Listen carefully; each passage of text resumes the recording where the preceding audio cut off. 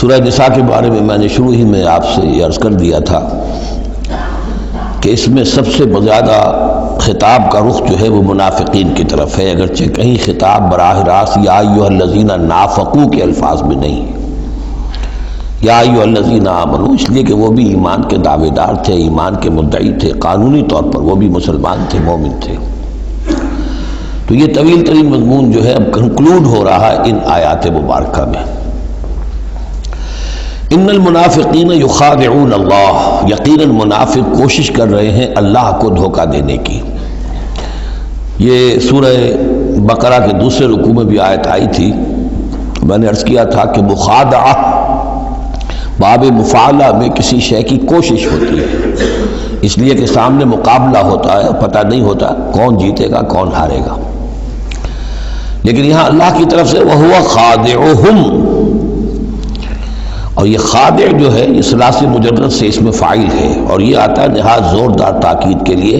اللہ ان کو دھوکہ دے کر رہے گا، یعنی یہ کہ اللہ نے ان کو جو ڈھیل دی ہوئی ہے وہ سمجھ رہے کہ ہم کامیاب ہو رہے ہیں،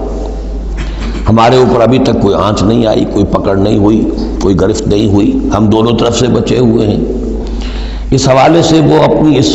ڈھیل کی وجہ سے بڑھتے چلے جا رہے ہیں، بڑھتے چلے جا رہے ہیں، بڑھتے چلے جا رہے ہیں،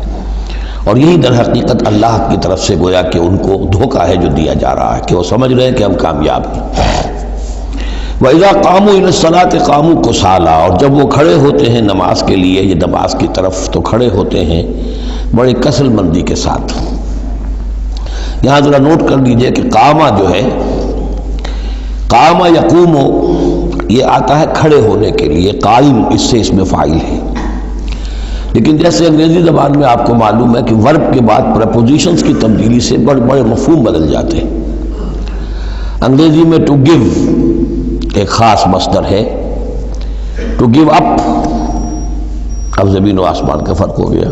ٹو گیو ان بالکل ہی الٹی بات ہو گئی۔ عربی میں اتنا فرق نہیں ہوتا، لیکن پھر بھی ظاہر بات ہے کہ جو پریپوزیشنز چینج ہوتی ہیں تو فرق پڑتا ہے، اسی لیے میں نے کہا تھا قام علی الرجال قوامون علی النساء، اس میں حاکم ہونا، سربراہ ہونا، کسی کے حکم کا نافذ ہونا۔ قام الی، کسی شے کے لیے کھڑے ہونا، کسی شے کی طرف کھڑے ہونا، کوئی کام کرنے کا ارادہ کرنا۔ وَإِذَا قَامُوا إِلَى الصَّلَاةِ قَامُوا كُسَالَىٰ، جب کھڑے ہوتے ہیں نماز کی طرف تو صاف نظر آ جاتا ہے کہ طبیعت میں بشاشت نہیں ہے، طبیعت میں آمادگی نہیں ہے، مجبوراً چونکہ اپنے آپ کو مسلمان ظاہر کرنا ہے لہذا کھڑے ہو رہے ہیں۔ قام بے، ہم نے پڑھا تھا، قوامین بالقسط، قائمم بالقسط اللہ کی شان ہے، کسی شے کو قائم کرنا۔ تو اس طریقے سے یہ جو الفاظ ہوتے ہیں ان کے ساتھ پریپوزیشنز کی چینج سے،